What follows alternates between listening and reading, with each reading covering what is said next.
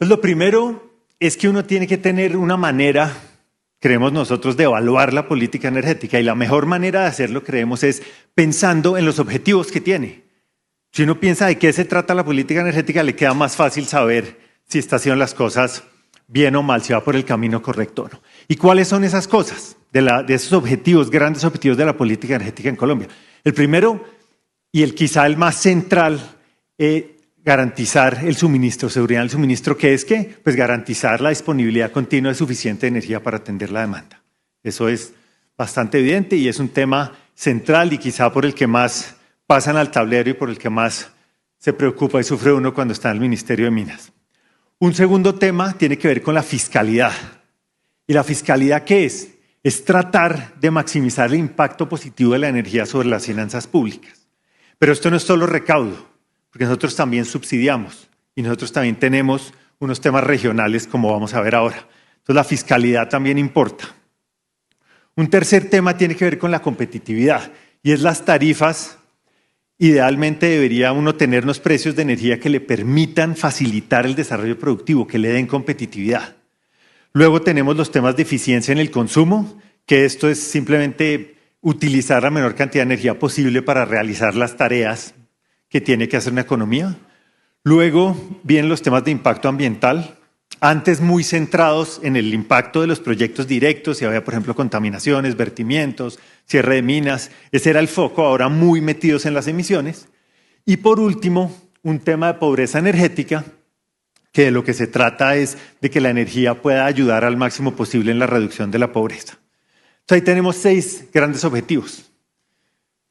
Y esto es importante, les quiero hacer un comentario en este sentido para lo que viene.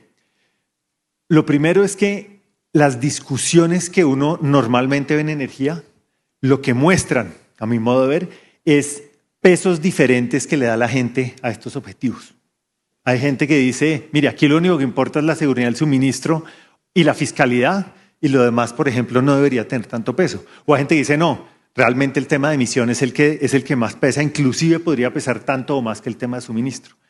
Y esos diferentes pesos que le da uno a los objetivos es lo que enmarca las discusiones que a veces son tan difíciles y que se hacen más difíciles cuando hay tensiones entre los objetivos. Entonces, por ejemplo, si uno, por cumplir una meta de emisiones, se sale muy rápido de la producción de fósiles, puede tener problemas fiscales que lo pongan en tensión con este objetivo y que además le hagan más difícil resolver los temas de pobreza energética. Entonces, hay tensiones entre los objetivos y eso es lo que hace tan difícil y tan rico este tema. Entonces, vamos a pasarle revista en orden a estos temas sobre la base de lo que ya les conté, a ver cómo vamos en cada uno de estos temas. Arranquemos por seguridad en el suministro y arranquemos por el gas que ha estado por el tema que ha estado siendo más discutido en estos días, que es el tema del gas natural. ¿Cómo está el panorama en gas? Esta gráfica es una gráfica que tomamos de una presentación que hizo Ecopetrol, que hizo el presidente de Ecopetrol, que quizá algunos de ustedes conocen. ¿Qué tiene esta gráfica? Esta gráfica tiene un balance, tiene la oferta y tiene la demanda. Si ustedes ven esta línea, esta área verde un poco más oscura son las declaraciones de producción, que es lo que los productores dicen que tienen disponible para vender.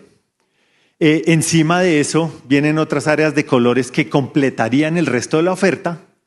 Y tenemos una línea, color verde claro, que nos muestra la demanda que utiliza la mayoría de la gente para hacer planeación, la usa el gobierno en sus diferentes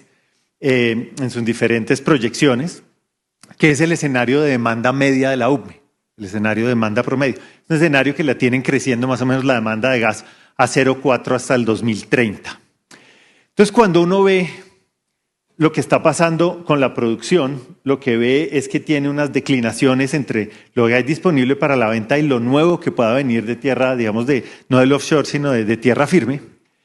Y se da cuenta que la demanda y la oferta no casan y hay un faltante. Y ese faltante, que es el área gris, es un faltante que es como un ojo de pescado que empieza chiquito, empieza a agrandarse y luego en teoría se va a cerrar. Y en teoría se va a cerrar con el gas del offshore.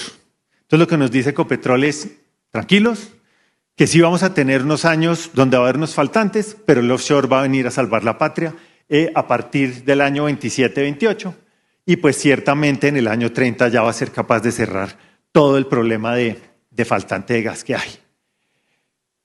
Entonces la pregunta es, ¿y eso qué quiere decir? Porque no son faltantes menores. Miren que esto más o menos aquí cuando tenemos 3.55, 3.28, estamos hablando de una tercera parte de la demanda. O sea, tenemos un hueco de tercera parte de la demanda y las discusiones que estamos viendo es de dónde puede venir ese gas para hacer la tarea. Entonces tiene que preguntar si hemos tenido 40 años o más de autosuficiencia, ¿cómo llegamos a este problema? Y lo primero que uno tiene que hacer es mirar las reservas, que es el gas que tiene que producir para atender la demanda. Cuando uno mira esto, en el eje horizontal están los años, en el eje vertical están las reservas. La línea verde clarita es cómo han ido evolucionando las reservas en los últimos 15 años. Y la línea verde oscura es cuál ha sido la producción. Si uno las reservas las reservas de un año las divide entre la producción de ese año, lo que le da es el número de años que podría seguir produciendo a ese ritmo. Esa es la línea negra que está arriba. Nosotros pasamos de tener casi 14 años de reservas en el 2010 a tener hoy 6.1 años. Es decir, una caída del 55%. ¿Y qué es lo que le muestro en la gráfica inmediatamente? Que el consumo se ha mantenido relativamente constante, mientras que las reservas han ido cayendo. No hemos sido capaces de reemplazar las reservas y de convertir reservas a la velocidad que requeriríamos. Y esa es la principal razón por la que estamos teniendo ahora problemas, porque llegó la hora en que se nos empezó a desocupar el tanque y estamos viendo a ver cómo lo llenamos, con qué gas lo podemos llenar.